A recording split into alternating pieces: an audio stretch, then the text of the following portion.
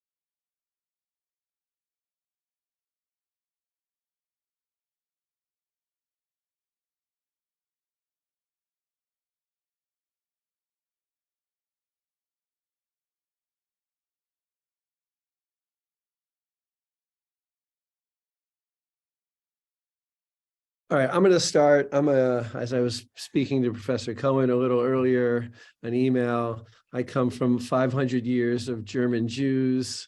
We like to start things on time, and so I'm just going to say a couple words here, and then I'm going to turn over the floor to a couple of our esteemed guests that we have. I just want to explain to you what we're doing today because maybe I'm not 100% clear. Mishnah Yomit is a program that began about 22 years ago. I am very happy to see Rabbi Epstein here. Rabbi Epstein approached me, Rabbi Epstein who was the executive director of the United Synagogue of Conservative Judaism back then, approached me about 22 years ago. I was a teacher here at the CY, and asked me if I wanted to engage in a daily learning of Mishnah project. To give you a sense of how long ago this was, the internet made a sound back then, which you all probably remember. And I actually had to ask the person who was running the institution then to increase the bandwidth of my internet so that I could send attachments on my email. Like my regular email would crash if I put an attachment. That's how long ago it was. It feels literally like a different lifetime. The technology, the internet was really just starting. We couldn't put Hebrew into emails because people couldn't read Hebrew on their browsers back then. Things that now sound strange, that was the reality, but we were very happy to have the internet. And that was, I believe, in about 2001. And it really, I'll speak for very quickly on a personal, it really changed my life. For the last 22 years, I have always been working on either Mishnah Yomit in the last 8-9 years on Daf Shuli. We never take a day off. I mean, I take a day off every once in a while. Obviously, don't work on Shabbat, but everywhere I go in the world, I have been in countless airports, coffee shops, breweries, vacations, people's homes, and I'll sit there and I'll have half an hour and I have nothing to do. So I'll sit and type out a Mishnah or type out a piece of the Daf.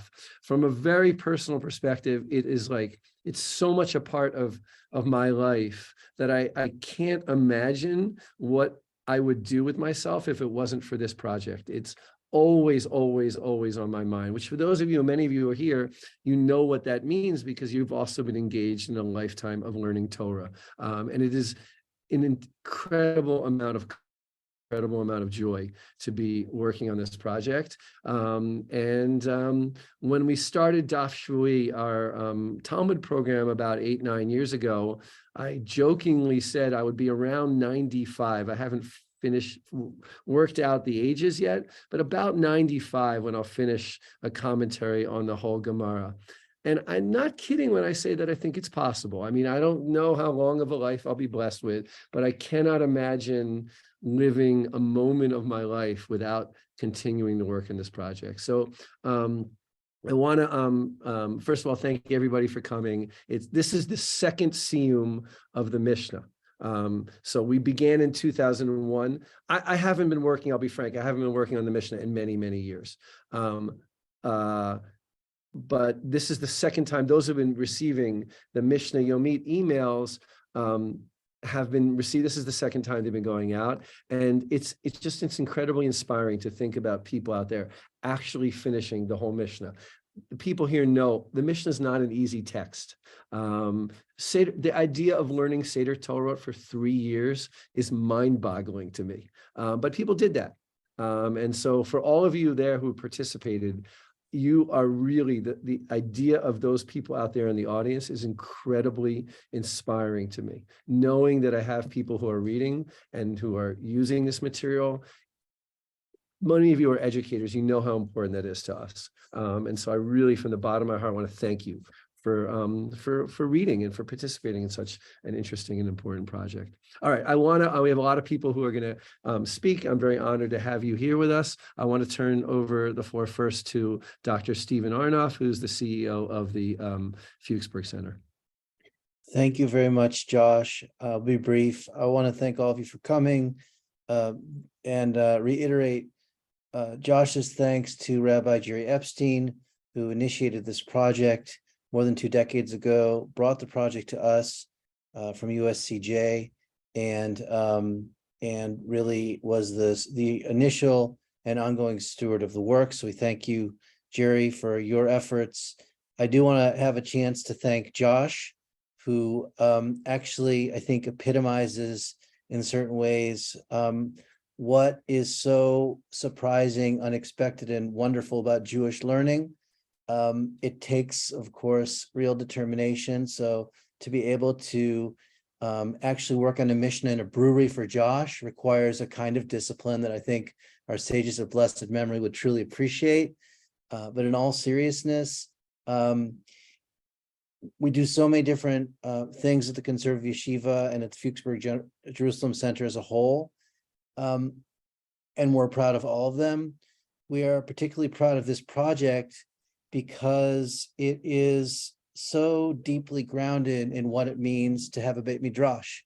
There is a shared text that continues to evolve, that we continue to both study and uphold, but also create together.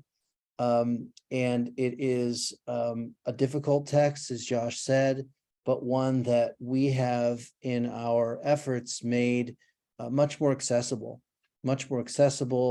And here I truly want to thank our colleagues from Sefaria, who are such generous, thoughtful, and entrepreneurial fellow travelers in the work of Jewish learning. It's hard to imagine a world with just dial-up internet, but it's as hard to imagine a world without Sefaria. Actually, for those of us who are interested in Jewish text, it's just hard to imagine what it means to have this incredibly clean, fast, incredibly well thought out database that provides access to everything. So we're very, very proud that the English version of the Mishnah that appears with you is the one that Josh has been working on so diligently, and that our students have been studying. Another word on why this is important to us as an institution, simply that in the same way that Josh mentioned that people from all over the world and all walks of life have engaged in this process with us. As we celebrate the text, we celebrate the teachers, and we celebrate the learners, I meet people from all over the world who participate in this study of the Mishnah. And I want to believe that those sages who populate the Mishnah could have had no idea of imagining where it would travel to. No idea. Not the technology, not the people, not the languages, not the geography. Even in their wildest imagination, to think that we would be doing this with that text that they populated and nurtured and shepherded forth. In the same way, here at the CY, at the Fuchsberg Jerusalem Center, we just never know where our learning is going to travel. That's the beauty of it. There are some incredible scholars on this call for the SIUM right now.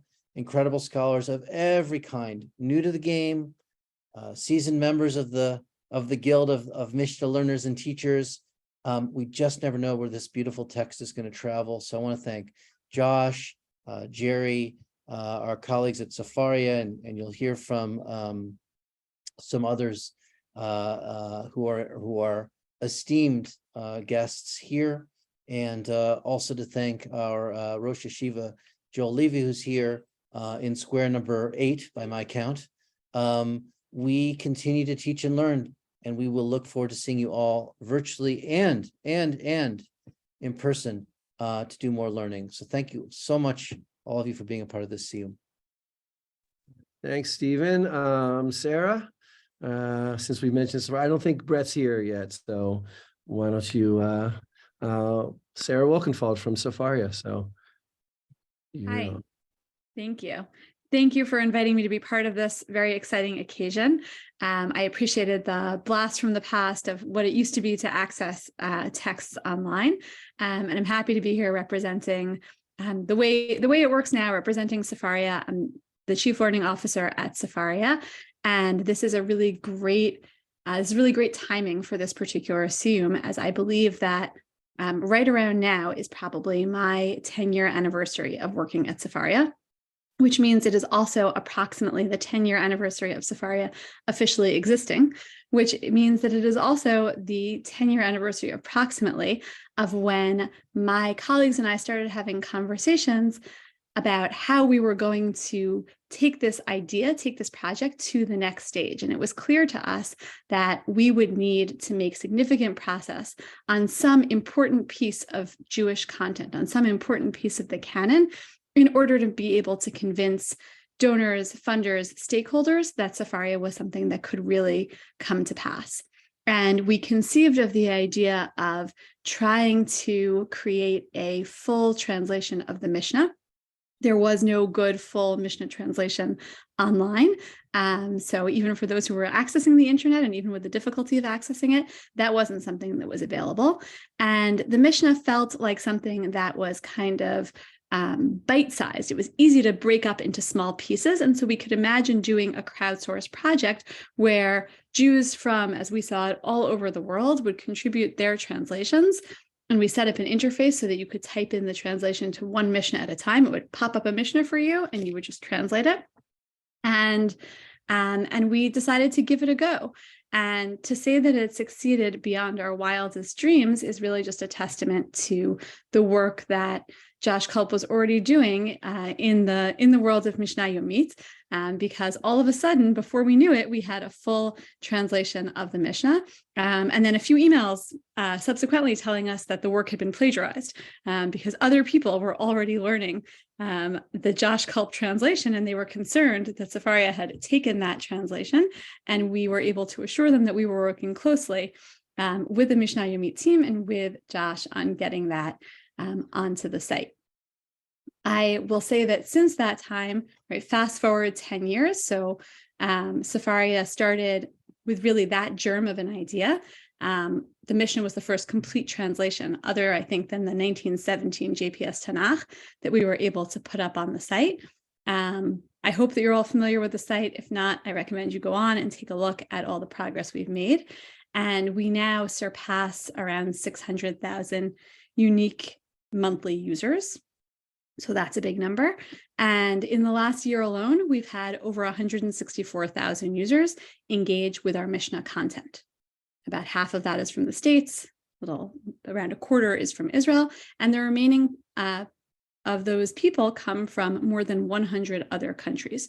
So the Mishnah, the translation, the commentary, all of that is reaching people across the world. who previously would not have access to this material, I would say, at all, because even if they could access the Hebrew text, there might not have been an English text available. And the English text is really what makes it accessible to so many of our users. So the internet connection was not enough. Having the Hebrew text online was not enough. We really needed the English translation and the English commentary in order to make this text accessible to so many people. One other thing that I want to mention about the Mishnah and the Mishnah on Sefaria in particular, I know that they say about Daf Yomi. I don't know if you have this same Pitgam, the same phrase about Mishnah Yomit, but about Daf Yomi, they say what's hard isn't the Daf, it's the Yomi. So I have to imagine that it's a similar dynamic for learning anything on a daily basis, that what's hard is remembering to do it every single day and making the time for that. And that is really the fulfillment of the idea of being kovea itim laTorah, of carving out time for Torah. And so not only is the Mishnah an incredible text, not only are you getting it in a way that makes it really accessible and connects it really to modern conversations, but to do it on a daily basis is an amazing achievement. And another addition that Sefaria made was to put learning schedules on the front page of Sefaria, on Sefaria's text page. So people who are learning Mishnah Yomi can see what they're up to. People who are learning Daf Yomi can see what they're up to. Rambam Yomi, we have all the Yomis on the front page of the site. And we know anecdotally and through our traffic that people really appreciate that. They appreciate the work that you all are involved in of bringing Torah into your lives on a daily basis. They like seeing that, whether or not they too participate on a daily basis. And of course, for those who do engage on a daily basis, that's a really helpful portal to have. And so I wish you all continued success in your learning. And thank you again to our amazing Mishnah Yomit partners for bringing this Torah onto the site and really into the lives of so many people around the world. Thank you, Sarah. I want to add two things to Sefaria. First of all, I'm very grateful to Sefaria for all the work you do. It's hard for me to imagine learning without Sefaria anymore. But two little funny anecdotes. First of all, you maybe didn't want to tell this because it's a little slightly embarrassing, but when I put in those Mishnah translations, I won an iPad. This was like before I think iPhones were around, and my 14-year-old daughter still uses that iPad. It actually has written on the back of it, I think it's engraved in the back from Sefaria. So she's very grateful. She watches her junk television on Sefaria's old iPad. And the other thing that I think is, this is hard to believe, but occasionally in my trips to the US, people have started asking for a selfie with me because I'm the guy on the Mishnah on the Mishnah translation. Now I can still safely walk around the streets of New York without paparazzi there, but the idea that someone's like, oh my God, I learned with you, you're that guy. And they're like, can I take a picture with you? I'm like, okay, it's a little weird, but I think it's really a testimony to Sefaria, and just the reach of Sefaria is really incredible. The next guest I want to just mention Professor Saya Cohen and Professor Chaim Lapin, but I have a couple little inspirational tidbits that I remember from my youth, and things that just led me to think that articles that, some of you are academics, an article you read or a tidbit of an article you read maybe 20 years ago, and you never, ever forgot it. Every time you meet somebody or every time you start teaching, you remind people of that article. And I believe it was in an article by Professor Cohen called The Significance of Yavne. That's correct, something close to that, where Professor Cohen made the observation that the Mishnah in rabbinic culture was the first place that people who have machloket, disagree, can continue to live together. And anytime I taught people introduction to the Mishnah, that's almost always the first thing I taught them. That one of the remarkable revolutionary ideas that we take for granted is that if you disagree with somebody, you can still live in the same Beit Midrash as them. Maybe everybody knows that now, but that is due to Professor Cohen's teachings, which have been inspirational, foundational, and still used on a very daily basis by scholars all over the world. It is a really really, for me, it's inspirational to have you. Very grateful to have you and Professor Lappin here. I have, this is the Oxford Mishnah, which is an incredible, incredible resource. New translation of the Mishnah. I'm proud to have taken part in part of it, and I'm really happy to have you here. So Professor Cohen, Professor Lappin, if you would, I don't know, I think Professor Cohen wanted to speak first. So wherever you are on my screen. Thank you, Josh. First, I would like to wish you Yashar Koach Lachem to all those people who are, in fact, working on a Mishnah Yomit, and especially to Josh Culp for shepherding the project along. I wish you all a Yashar Koach Lachem, and may you continue for many years in studying of the Mishnah and other rabbinic works.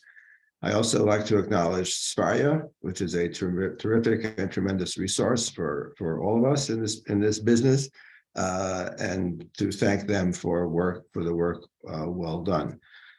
Technically speaking, I have nothing to say to this project because I'm not involved in the Mishnah Yomit, but I'm delighted that it exists, and I'd like to explain very briefly what we try to accomplish in the Oxford Annotated Mishnah, and then Chaim will probably correct some of the things that I'm going to say. So originally, the Oxford Annotated Mishnah was to be a way of, here I'm going to use the word we've already heard several times, accessible, right? The goal that I began this project was a way to make the Mishnah accessible to people to whom it is otherwise inaccessible. Now, it is inaccessible because the Mishnah in Hebrew is, of course, impossibly difficult. We all acknowledge that. The problem is, though, that even in English, the Mishnah is impossibly difficult. If you simply just translate the Mishnah text, as you well know, people will read it and won't understand it. This I know from many years of trying to teach Mishnah in adult education or in undergraduate classes. If you simply photocopy a page from C. Herbert Danby's classic old English translation from the 1930s, and you give it to people, it looks like English, it sounds like English, it looks just like English, I swear, but the thing makes no sense, or doesn't work. So I was trying to find a way to make the Mishnah accessible, and perhaps if I had used Sefaria more in 10 years ago, perhaps I would have come to the realization that the world doesn't need the Oxford Annotated Mishnah. But I think the world does need the Oxford Annotated Mishnah because it is much more heavy duty annotations than you're going to get in Sefaria. And the whole point of the project was to give the Mishnah, make the Mishnah accessible to people, otherwise it is inaccessible. Here I'm being very blunt. This includes, by people I mean Gentiles. By people I mean my fellow academics and academe.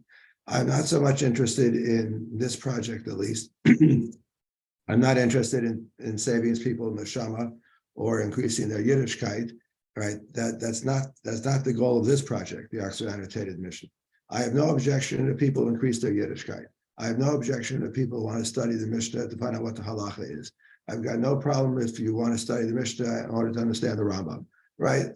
These are all wonderful goals. Right, but that was not the goal that I began with the Oxford Annotated Mishnah, and then when I brought Chaim on board and various others, right? The goal is not to save people's souls. The goal was to give academics, especially English-speaking, non-Hebrew speaking academics, access to the Mishnah, to the Mishnah, and that is why we have very substantial notes, introductions, comments, and not quite commentaries, but annotations, right? In which the goal was to allow people to make sense out of the text. I'm not competing with the Bartanura, I'm not competing with Sefaria, I'm not competing with ArtScroll, I'm not competing with Albeck, I'm not competing with Kahati, I'm not competing with the Tosfot Yom Tov, right? That's not the nature of our project, the Oxford Annotated Mishnah. That project has a different kind of orientation, no less valid, I think, right? Which is to try to make the text accessible to people out there in the world of academe, out there in the world of scholars, out there in the world where the Mishnah is a completely foreign or strange text. Last point. How did I conceived of this project as alongside something like this, the Oxford Annotated Bible. Here, the Oxford Annotated Bible in one fat volume, as you see, one fat volume, you get the whole entire Bible. And my original plan was, well, we'll do that same thing for the Mishnah. We'll put one volume, we'll get the whole entire Mishnah with annotations. As you see here in the Oxford Annotated Bible, right below you have annotations, not a commentary, but annotations. This was the model with which I began. Well, when we finished, we wound up with 3 volumes this size, not just one, a little bit longer and a little bit more expensive than my original plan. But all right, we Baruch Hashem, as we say, we finished. And I hope that this, just as Sfaria in its way, makes the Mishnah accessible to a new population. I'm hoping the Oxford Annotated Mishnah will make the Mishnah accessible to a different, perhaps, but population. Anyway, thank you again for inviting me to be here. I wish you all in return the Yishar Koach Hachem, to Sefaria, to Josh, to the Fuchsberg Center, to the Conservative Yeshiva, right? May we all prosper and enjoy the study of the Mishnah. Thank you. Thank you so much, Professor Cohen. I just want to add in my own 2 cents for the Oxford Annotated Mishnah before I get to you, Professor Lappin. The level of editing, I have to say, if there's any, you should know there are mistakes. I hope Sefaria doesn't mind this, but I write to Sefaria at least twice a month. That I found a mistake in the Mishnah commentary. It happens, right? I challenge you to spend 8 years writing a commentary by yourself with no editor. You will make many, many mistakes. That's just, we're all human beings. The level of editing in the Oxford Mishnah is just, it boggles the mind to me. And I know that the 2 of you and many other people went through tremendous amount of work to standardize and to edit and to try to eliminate as many mistakes as possible. It is a mind-bogglingly difficult task to do.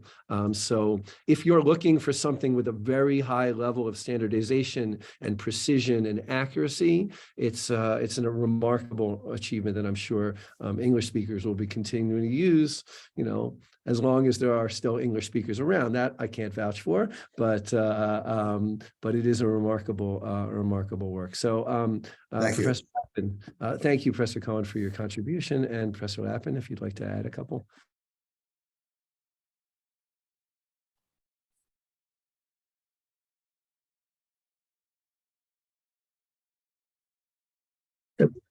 Thank you for that introduction. Thank you for inviting me to be here today. I can't tell you what an honor it is.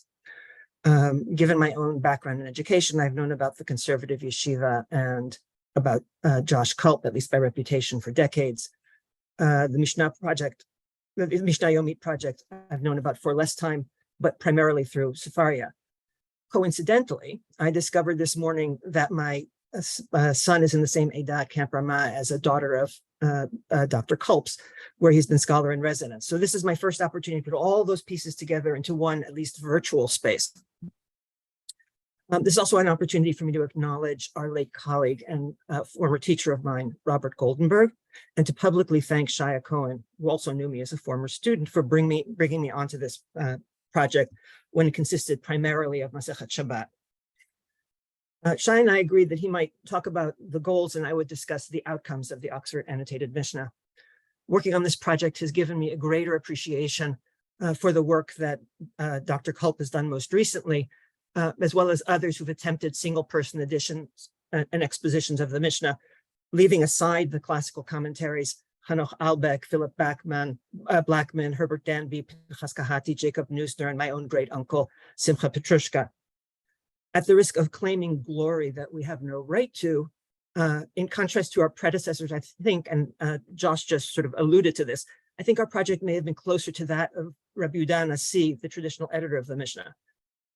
I can imagine Rebbe dealing with immensely learned, deeply committed scholars, each of whom insisted that their own traditions were exceptions and needed to be handled specially. That whatever happens elsewhere in the text, this particular tradition must be worded just so.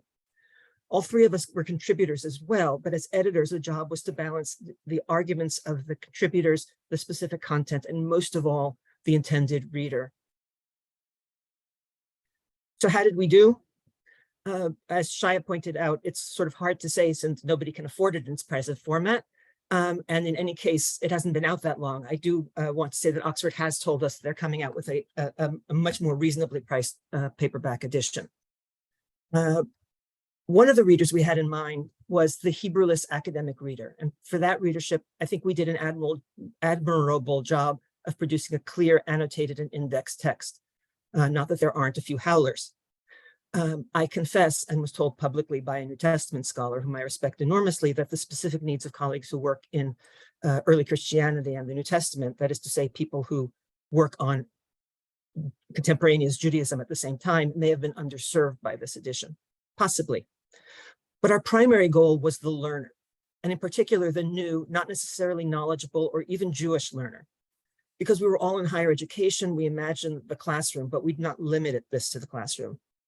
For the kind of academic that assigns several chapters of Mishnah for the next session and says, okay, guys, discuss, and I am guilty as charged, the current format of the edition is a bit unwieldy.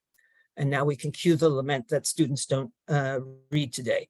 But I want to reiterate that, and I also want to reiterate that my sense that digital texts are vital, not only to maximize access, and Sefaria is the perfect example of this, but also to present layers of information and analysis that are not really best presented on the fixed two-dimensional format of the printed page. But what we have enabled, I think, is the patient working through of a text that respects the intellectual capacities of the reader.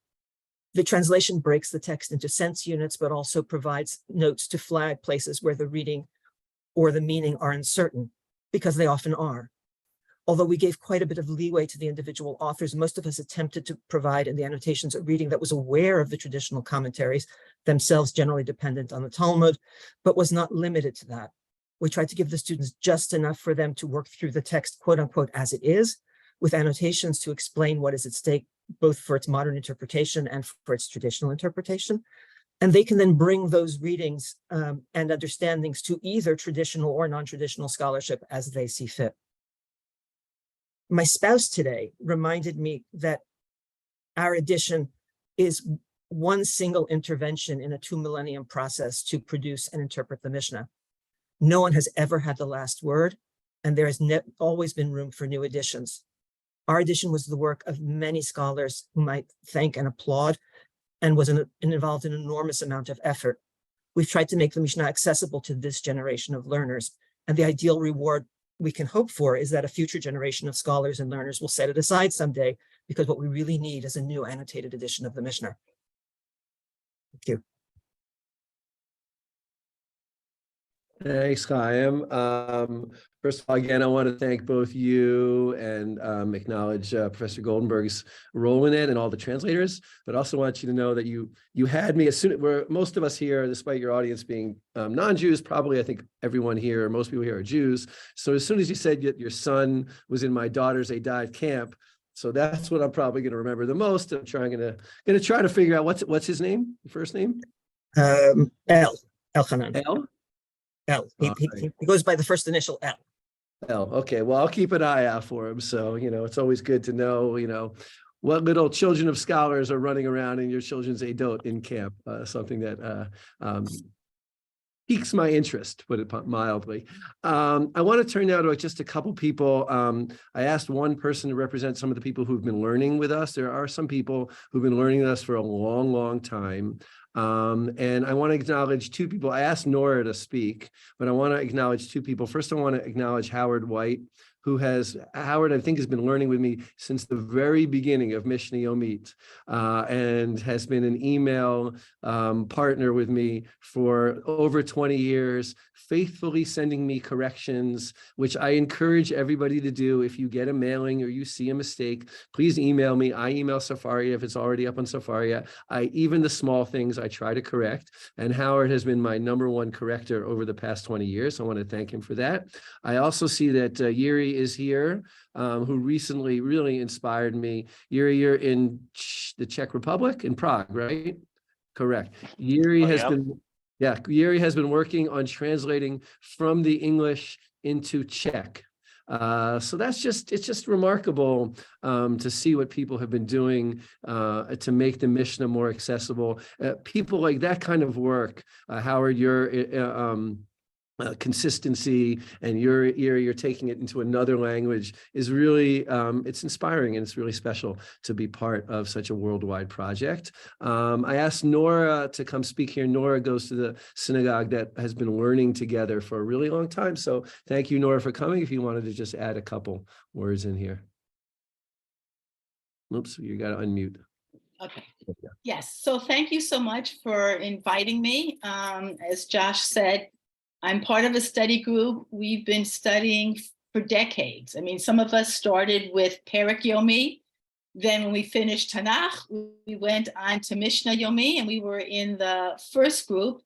And guess I had a siyum at that time. And so I was asked to talk a little bit about our group and how we've been learning. So we're all members of the same conservative synagogue, Bethel's Synagogue Center in New Rochelle, which is in Westchester, New York. And traditionally, our shul always had a Kiddush lunch, and we would go down to, the group of us would go down to the library and sit there amongst all different resources and go through it. We would read, we would take the week's, we'd print out or bring with us copies of the week's study guide, and one by one, read it out loud, discuss it, try to make some sense of it. What did it really mean in the text, as well as how does it relate to our life? Through that, I mean, a couple of things resonate with me as being almost hard to put into words. One was I've never personally, and I would say for most of the people in the group, had this opportunity to study mamash, a text of this level, of this sort, diligently and consistently. And our group, you know, as Josh said, he writes, he thinks about it every day. The group went on, summer vacation, whatever, Chagim, we would figure out when we could do it, alternate days, doubling up weeks. So there was this ongoing commitment, and it was interesting because while the rabbis seemed to be talking to each other, there were other books that we had in the library to say kind of, this rabbi lived in this time zone, this rabbi lived in this time zone. They weren't necessarily contemporaries of each other, which was something new for me to learn, but yet they could, we read it as if they were discussing it one-on-one, and as sometimes we would add our own contemporaries as students learning, it was, well, this could be valid. I mean, why not? We might not have the background of our sages, but being able to take these laws, these rules, these understandings and make it relevant to, I'm trying to think of what year, 2021 or whatever. I guess, what was your first year that we did it? Early 2000s? 2001, yeah. Okay, so as I said, we went back decades. We also shared our own insights and backgrounds, and as a chevra got closer together one-on-one. I wanted to share, one of the women in the class kind of said to me, because I threw it out to the group, I didn't want to be the only one sharing a thought since I represent the group. And she said, studying Mishnah and now Talmud has added richness and understanding to my Jewish life. I think that over the years since, completing Mishnah was just, we all looked at each other, and in the course of the group that we started with, some members have passed away, we've gotten new members, but the essence of the group and the mission to study has endured and has flowered in terms of bringing new people on. But as we read Torah every year, different passages come up, and you know, after services, I'll say to a fellow Mishnah classmate, gosh, could you remember how many months we spent on whatever it was that we just came back from Torah? And while I'll be the first to admit that I can't remember all the details and things that I learned, but knowing that at one point in my life, I really studied it, I discussed it, and brought it into my everyday life was very rewarding. So when I read it in Torah, weekly, annually, it brings the weekly Shabbat Torah reading a new level in terms of my sense of relatedness to it. And I guess that's kind of how we've been learning. We've kept it going for years as a commitment to each other, to the process of learning. You've mentioned other people meant, I guess, I'm sorry, I think it's Sarah who mentioned the commitment of doing it daily. I must admit, some days I'm really good about doing it daily, and sometimes, I catch up as a group, but our commitment as a group to go through and to study, and sometimes we wrap our brains up around things to say that this doesn't make any sense. And why did they argue? And after going through what seems like months of following a discussion track, it seems like the conclusion was where you started. It was like, so what was all that? Was that just mental exercise on the part of the rabbis to discuss things and explore a what if that never happened? And sometimes it was really very concrete and relatable. So, that's just a little, it's hard to sum up 20 plus years of learning and what it means. And our group has continued now with Talmud, which adds another level in terms of our relationship with that text and understanding. So thank you, Josh, and all you've done to bring Torah, Mishnah, now Talmud to our group and to the community at large. So thank you. Thanks, Nora. It's really like when I sit down and write, I literally have people like you and Dorothy and Bill and Howard and Ken. I can see other people who I know who I've engaged with personally. I literally have you in mind, thinking, how am I going to explain it to people like you? And without an audience, it's impossible to do these kinds of things. We're educators. We're there to teach people, to make things accessible. And it's really important that I know that you guys are always, you got my back. You're learning the material, even sometimes when it's a little bit difficult, to put it mildly, some of these Mishnah out. I asked one more person to speak, who I think is probably the best person in the world at making Torah accessible and interesting to everybody. And that's our dear colleague, Ilana Kershan. I know you don't like it when I put a lot of pressure on you, but you're really, really great at it. We're totally proud to have you here at the CY, and we love you. And I'm excited. I'm happy and that you're here with us today. Thank you so much, Josh. It's an honor to be here. I'm not here at the Siyum because I've just concluded the entire Mishnah, but I've been working my way through it slowly with my kids, learning one Mishnah each night with them before bed. Wow. It has to be before bed because there is no chance my kids would agree to learn Mishnah with me when they could be doing anything else, playing with friends, reading, watching YouTube videos, you name it.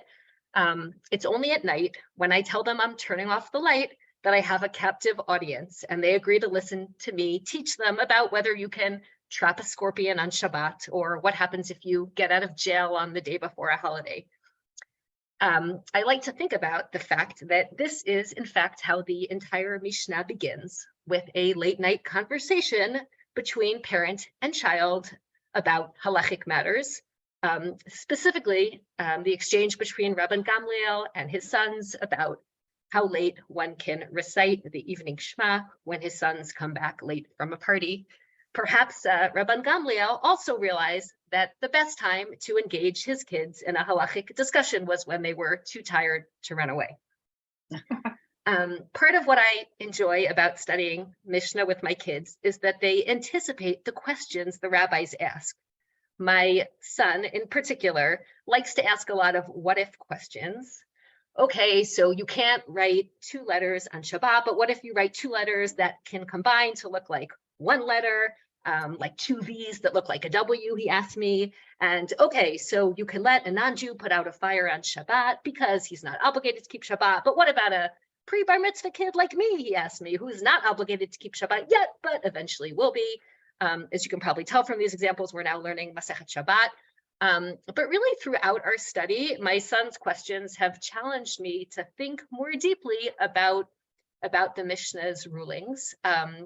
He's asked me things like, is laying down the beams on an olive press like pressing start on downloading a really, really big computer file?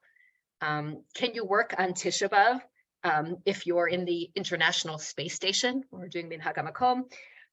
Can you slaughter the Korban Pesach for only one person if that person happens to be Joey Chestnut? I had never heard of Joey Chestnut, but apparently he won the International Hot Dog Competitive Eating Contest. Things I learn as much from my son as he learns from me when we're studying Mishnah, you could say. When we're studying together, the Mishnah becomes a common language that we reference throughout the day, even when we're not studying. So I'll rebuke my son for provoking his sister, and he'll say, that's not fair, I'm not chayav, it was davar she'eino mitkaven, etc. He's not always necessarily using his terminology correctly, but I like the fact that he's thinking in halachic terms nonetheless. One of his favorite games to play when we learn Mishnah, and this is a line that he says at least once a week, when he figures out a way to get around a particular prohibition in the Mishnah, he yells out, ha ha, Ima, I hacked the Mishnah. His favorite line. So anyway, sometimes he does hack the Mishnah. He had to explain to me what hack means, of course.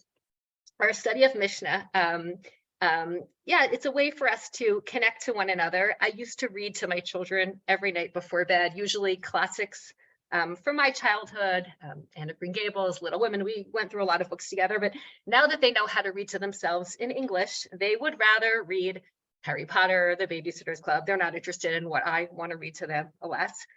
So studying Mishnah is a way for us to spend a bit of time together, to end the day together. The Talmud teaches in Masechet Brachot that two people should take leave from one another, speaking words of halacha. Al yipater adam mechavero ela mitoch devar halacha shemitoch kach zochrehu. This way your friend remembers you by whatever you taught them. And I like to think that this is how I say goodnight to my children, by parting ways with them with words of Torah. And so with those words of Torah, I'll conclude. Thank you. Thank you so much, Ilana. I want to welcome Brett Lockspizer, who is the co-founder of Sefaria. Brett, if you want to add in a word about Sefaria, we're happy to see you here. Yeah, hello, everyone. I'm so sorry I'm arriving so late right now, but I'm glad to be here. I wanted to tell sort of a little story about how Sefaria got started in a very important moment in sort of Sefaria getting to where it is now in the early days, which really all centers around the Mishnah and very much also around the work that Dr. Kulp has done translating the Mishnah. So, in the early days of Sefaria, I started Sefaria along with my friend Josh Four. We had this vision, it was something that we knew had to happen in the world. It was like a non-negotiable future that had to exist, that Torah would be free and accessible to everyone. So we wrote up grant proposals, started talking about it, see if we could raise the money for it. And in the early days, we were rejected from the grant proposals. We would show people the documents and they would just be skeptical. They'd say, this sounds wonderful, but it's too big, it's too expensive. Publishers are never going to go for it. It hasn't happened yet, therefore it can't exist. So it was a little tough at first. But once we sort of heard that attitude, what we decided is that we had to show the world that it was possible somehow, just get moving without any money, because we didn't have any money for this project. So we decided that we needed to really accomplish something that had never been accomplished before, that was important. And that we need to be able to do it, with technology and not with, huge amounts of money and publishers working for us, right? So we sat down and thought about it. And we said, here's what we're going to do. We need to create a free, a complete English translation of the Mishnah that's in the Creative Commons, that's free for use and reuse. And we can do it because we don't have money, but we know that people love Torah, and that a lot of people, most people want Torah to be free, and they want to help. So we created a platform we created a competition to crowdsource a complete translation of the Mishnah, which meant that, you know, there was a page you would land on, and you land on this page, it would assign you in that moment one Mishnah, and there's a box right under it and says, please translate this right now, you know? And, you know, we knew it, you know, might not be the best quality translation ever if it was, you know, 100 different people all doing it here and there. You know, we thought maybe we could get editors to help out afterwards, to help make it better. But we were convinced that if we did that, you know, enough people would just show up and say, yeah, this is important, I want to help. We didn't know who these people were. You know, we had some early demos, we had some early users, but we didn't know who was going to do this with us, you know? So we released this competition. We tried to send it everywhere that we could. You know, it started pretty great. Like, we started at this pace where it was like, it seemed like we were going to complete the whole thing in like, I don't know, 9 months or something, 10 months or something, which is like, I think, pretty good pace for a complete translation of the Mishnah being done by hundreds of people all together across the world. We decided at some point that we wanted to speed it up a little, that maybe we could go faster. And we did something silly that actually worked a lot, which is we announced that we would give a free iPad to whoever did the most. And it was funny to notice that once we had done that, the graph just like spiked, and all of a sudden we were done in the next like 2 weeks, I think. And you know, at the end of the day, who was it that had the most translations of Mishnah? And everybody who participated, it was Dr. Joshua Culp, of course. Funnily though, you know, we had imagined that people were going to just like arrive at this screen and create a new translation on the spot. We were like, you know, how long can it take? Can do one translation of one Mishnah. Both Josh and I are not great Torah scholars, so we might have been a little naive about that. We just imagined the Mishnah is not that hard linguistically to translate. Someone could just sit down and translate one in like, you know, half an hour, I don't know exactly, and they do it.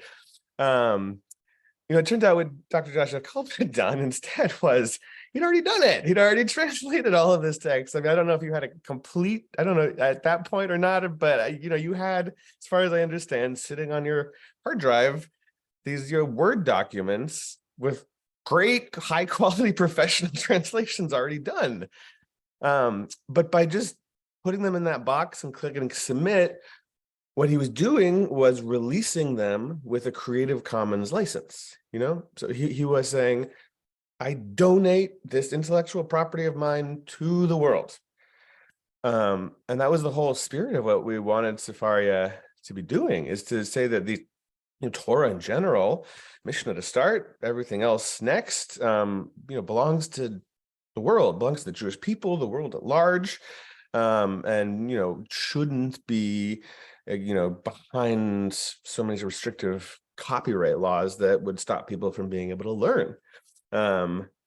So it's kind of a beautiful thing, right? We get a much better quality result than we were expecting at a much higher volume. We did have to scratch our heads for 1 second and say, wait, does this follow the rules of the contest? Like, does he get the iPad or not? Because we were expecting people to do it on the spot. But yes, it totally does. The whole point was that this was his creative work and he was willing to give it to the world. So we completed the entire Mishnah in, I think it was 4 or 5 months total. I mean, we completed it. The world completed it, came together, you know, obviously wasn't the greatest translation as a holistic work for lots and lots of reasons. Obviously, hopefully you guys mostly all know that by almost, by and large, Sefaria doesn't really do crowdsourced translations like this anymore. But 10 years ago, we didn't have any money. We were outsiders. This is the only thing we could do. And we needed to show the world that people out there want Torah to be free, open, and accessible, and they will donate, they will labor for that cause. And that got the ball rolling for us. After that, we were able to start raising money from foundations, hiring staff, for example. We were able to hire Sarah Wachenfeld, our very first sort of teammate at Sefaria. Although actually, Sarah, I think you actually came on board before the competition actually launched, but it was all around that same time, basically. Yeah, so I hope you guys are interested to hear this story. I just wanted to, sort of make the point that, in some ways the Mishnah, one reason we chose it is because it's pretty short and it is like relatively easier language than other Jewish texts. And it happened that at that time there was no existing complete English translation of the Mishnah online. So both the Mishnah and Dr. Joshua Kalb played an important role at an important moment to get Sefaria off the ground. And it was all completely in the spirit of what we were trying to do. That we said, hey, can anyone help us make Torah free and accessible to the world? And people showed up and they did it. And we have grown a lot since then, now making lots and lots of deals with very serious scholars and professional publishers to get great English translations of Jewish texts available online. So thank you very much. Thanks, Brett. You should know that my kids, I was sitting there at the breakfast table, cutting and pasting Mishnah of my own translation, like you said, from my hard drive. And my kids, like, I could be working at a real job for 10 years. They don't care. And like, that doesn't make a difference in their lives. But, oh, Abba's going to get me an iPad. Like, oh, like that was like, I might've been like bringing a treasure back from some exotic island. They could care less about a paycheck and, putting food on the table. But at that time, an iPad was an exotic item. And they were really like, I think, continue to ask me like, can you work for an iPhone for me this time? Like, no, that's not how life is going to work. I make a salary and then we buy you the things you need. I don't sit there and translate Torah for the rest of my life for electronic devices. But sorry, I'm laughing, but so much. It was a very funny moment in my own life. I want to conclude. We're going to conclude in a couple minutes, but we got to do a little bit of learning. You can't get all together without learning. This is not really a full Mishnah Siyum because I'm not sitting here with people who just participated in learning the Mishnah, but with people who are celebrating essentially the Mishnah itself. So I want to finish though with the last two Mishnayot of Masechet Oktzin, and in the spirit of egalitarianism, I'm going to read one from the translation from the Oxford Mishnah and one from my own translation. The Oxford Mishnah was done by Richard Hidari. That's the last real Mishnah in the entire Mishnah. The Mishnah that appears in printed editions is a later edition, so that we finish with something a little nicer than the following. The last real Mishnah says, "From when do honeycombs contract impurity as a liquid?" Which you might think that's a dull question, but it's actually very interesting. I can see Ilana's son being very interested in that. Is a honeycomb a liquid or is it a solid, right? You can keep them up late at night with that. It's kind of both. Liquids are more susceptible to impurity than solids are. So we need to know the grand conclusion of this entire work is about honeycombs, which who doesn't like a good honeycomb? The House of Shammai says once the bees are smoked out of it. So when you can get the bees away, then it's more accessible. You can't touch the honeycomb till the bees away. They would smoke the bees out. So it's counts as a liquid as soon as the bees are smoked out of it. And the House of Hillel says once the honeycombs are chopped, because that's when they're chopped up and made them more accessible for eating. Just a note on, I will note that the Oxford translation is very careful. It's not Beit Hillel or Beit Shammai. It's the House of Hillel, the House of Shammai, as it really should be for a pure English translation. But if you look on my own translations, you'll usually see something a little more Judaicized, because it's more for a Jewish audience of Beit Hillel and Beit Shammai. Now, the last Mishnah of Oktzin is a beautiful Mishnah. It is not originally part of the Mishnah, but was added in to create an agadic ending for the Mishnah.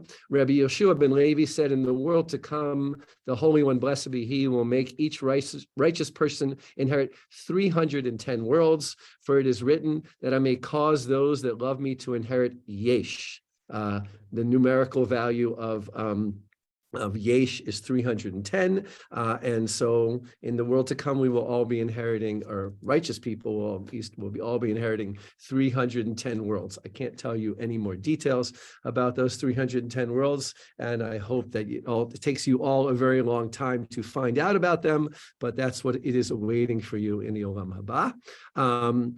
Rabbi Shimon ben Charafta said, the Holy One, blessed be he, found no vessel that could contain blessing for Israel save that of peace. As it is written, the Lord will give strength unto his people. The Lord will bless his people with peace. So it's customary to say goodbye to people with a greeting of peace. I want to end this scene, first of all, thanking everybody who participated, thanking everybody who made this project possible, which includes financially and bringing things to the internet and participating in them. There are many, many people who made this possible and continue to make this possible. And I want to thank you. And this was really fun. And in another 42 years or so, I expect to see you all there when we finish the Talmud. I'll figure out the date, we'll send it out, and you can count on me.